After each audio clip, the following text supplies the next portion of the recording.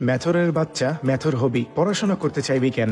বড় হয়ে বাপের মতো বাথরুম পরিষ্কার করবি। কথাগুলো আমার নয়, ভারতের এক অজপাড়া গায়ে গুটলি এবং লাড্ডু নামক দুই শিশুর বসবাস। একে অপরের প্রতিবেশী, দুজনের বাবা ম্যাথর। মানুষের বাড়ি, সরকারি অফিস, স্কুল কলেজের বাথরুম, ড্রেন পরিষ্কার করে সংসার চলে। ছোট্ট বাচ্চা দুটো পড়াশোনা করতে চায়। ভর্তি হতে গেলে স্কুল শিক্ষক, কমিটি অথবা দারোয়ান। ভর্তি হওয়া তো দূর, গুটলি আর লাড্ডুকে স্কুলের ভিতরে ঢোকার সুযোগটাও দেয়নি। ম্যাথর সুইপারের ছেলে মেয়ে যদি স্কুলে আসে তাহলে অন্যান্য বাচ্চাদের বাবা মা তাদের সন্তানকে স্কুলে রাখবে না। তাছাড়া ম্যাথরের ছেলে মেয়ে তো আর মাস গেলে 1000 টাকা মাইনেও দিতে পারবে না। কোনো দোকানের সামনে যাওয়ার অধিকার নাই। তাই দূর থেকে দেখেই কল্পনায় পুরি, সিঙ্গারা, মিষ্টির স্বাদ নিতে হয়। একদিন স্কুলের হেডমাস্টার দোকান থেকে মিষ্টি কিনে স্কুলে যাচ্ছিলেন। গুটলি আর লাড্ডু টের পেয়ে মিষ্টির লোভে মাস্টার সাহেবের পিছু নেয়। লাড্ডুর নাকের ময়লা শুকিয়ে গাল পর্যন্ত। গুটলি ক্লাসরুমের জানালার বাহিরে, ক্লাসে বসে থাকা বাচ্চাদের ধ্যান স্কুলের বাহিরে, অথচ জানালার বাইরে থাকা গুটলির ধ্যান ক্লাসের মধ্যে ব্ল্যাকবোর্ডে। ক্লাসের এক ফাঁকে শিক্ষিকা প্রশ্ন করলেন, আকাশের তারা কেন মিটমিট করে চলে?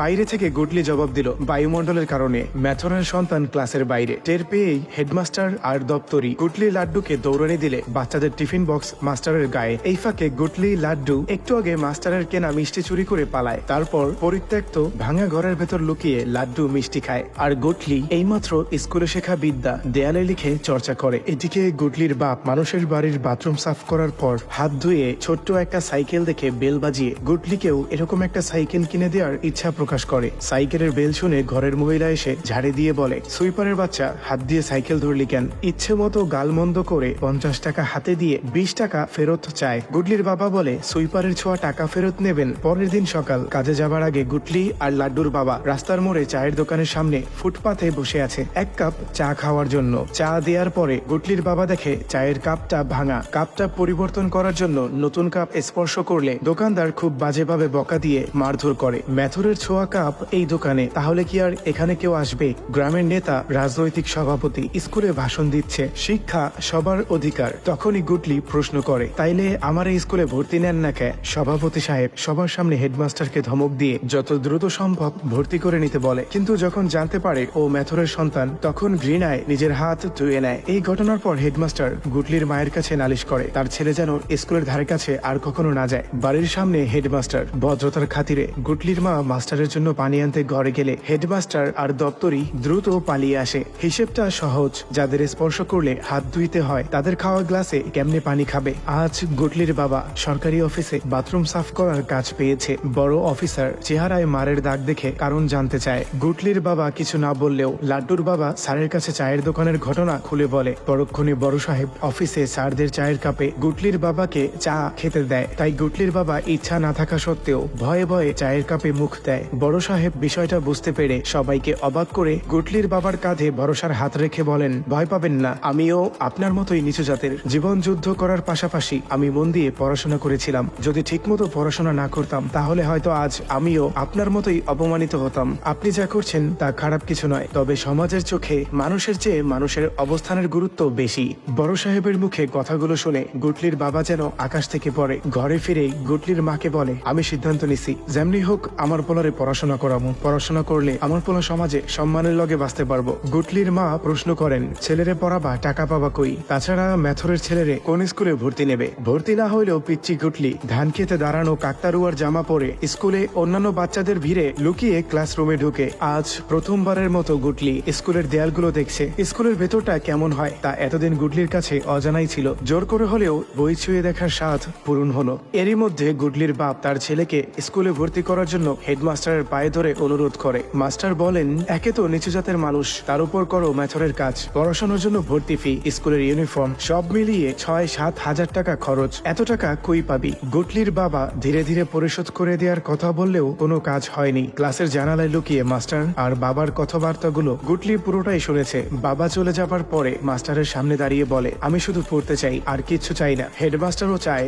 গুটলির মতো নিচু জাতের ছেলে মেয়েরা পড়াশোনা করুক। সমাজের নিয়ম নীতি, স্কুল কমিটি, এলাকার পাতি নেতা, এদের নিয়মের বেড়াজালে নিরুপায় হেডমাস্টার যেন হাত পা অদৃশ্য সেগলে বাঁধা। লাড্ডুর বাবা একটু বেশি বাস্তববাদী। গুটলির বাবার মতো আকাশ কুসুম না ভেবে কিছু বাড়তি ইনকামের আশায় ছেলে লাড্ডুকে নিজের সাথে ময়লা ড্রেন পরিষ্কার করতে নিয়ে আসে। গুটলিও তাদের পাশে বসে সবার কাজ দেখে। হঠাৎ স্কুলের ছেলেমেয়েরা বিভিন্ন ধরনের রং বেরঙের ড্রেস পরে পাশ দিয়ে যাচ্ছিল। ব্যাস, গুটলিও তাদের পেছনে। স্কুলে আজ শান্তি সাংস্কৃতিক অনুষ্ঠান, তাই বিদ্যালয় পর্যবেক্ষণে শিক্ষা মন্ত্রণালয়ের 4-5 জন ভিজিটিং অফিসার এসেছেন। বরাবরের মতো আজকেও স্কুলের বাচ্চারা সুইপারের ছেলে গুটলিকে ভেতরে ঢুকতে দেয়নি, কিন্তু গুটলি সবার চোখ ফাঁকি দিয়ে সরাসরি স্টেজে উপস্থিত, সবার উদ্দেশ্যে প্রশ্ন ছুড়ে দেয়, সুইপারের ছেলে তো কি হয়েছে, আমার কেন স্কুলে ঢুকতে দেন না? আপনাকে মতো আমিও পড়তে চাই, আমি জানতে চাই আকাশে তারা কেমনে জ্বলে। ভিজিটিং অফিসার গুটলির কথাগুলো মন দিয়ে শুনছিলেন, তবে মনের মধ্যে জমানো রাগ, ক্ষোভ, আক্ষেপ নিয়ে বলা কথাগুলো গুটলির কোনো কাজে আসেনি। এতক্ষণ যেমন খুশি তেমন সাজো প্রতিযোগিতা চলছিল। ভিজিটিং অফিসার ভেবেছেন এটা হয়তো অভিনয়ের অংশ,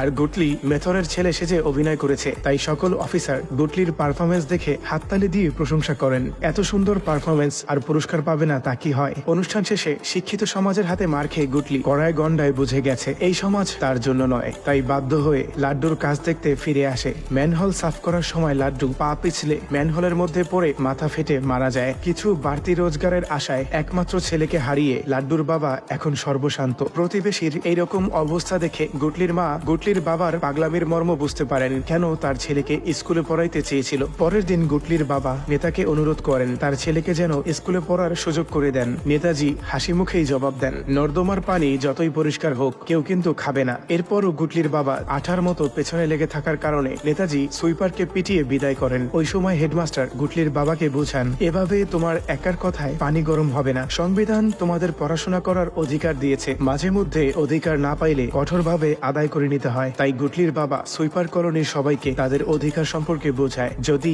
এখন কেউ প্রতিবাদ না করেন তাহলে আপনাদের ছেলে মেয়েরাও বড় হয়ে সুইপারই হবে। ফলাফল হিতে বিপরীত, মানুষ সচেতন হবার বদলে উল্টো গুটলির বাবাকে আঘাত করে। এমন অবস্থায় লাড্ডুর বাবা অধিকারের পক্ষে দাঁড়ান। লাড্ডুর বাবা চান না তার ছেলের মতো আর কেউ অকালে ঝরে পড়ুক। পরের দিন পুরো সুইপার কলোনি একত্রিত হয়ে শিক্ষা অফিসারের গাড়ি আটকে তাদের বাচ্চারা কেন স্কুলে পড়তে পারবে না সেই বিষয়ে জানতে চায়। বিষয়টা আন্দাজ করতে পেরে শিক্ষা অফিসার রাগান্বিত হয়ে স্কুল কমিটির সভাপতিকে ঝাড়ি দেন। প্রথম দিকে সবকিছু স্বাভাবিক থাকলেও সভাপতির হাত উপর মহলের উচ্চ পর্যায়ে, সহজেই পরিস্থিতি বদলে যায়। হায়ার অথরিটির পাল্টা ধমকিতে শিক্ষা অফিসার চুপচাপ স্কুল থেকে চলে যান। পরের দিন গুটলি স্কুলে আসে ঠিকই, তবে বাথরুম সাফ করতে। এই দৃশ্য দেখে হেডমাস্টার বুঝে যায় যে দেশে নেতার নীতি নাই সে দেশে অধিকারের কথা বলা বিলাসিতা। গুটলির বাবাকে শিক্ষার অধিকারের স্বপ্ন দেখানোর জন্য হেডমাস্টারের মাথা নিচু হলেও মাথায় আসা চিন্তাগুলো এখনো দমে যায়নি। সারা রাত ভেবেছেন কিভাবে গুটলির মতো বাচ্চাদের পড়াশোনার প্রাপ্য অধিকার নিশ্চিত করা যায়।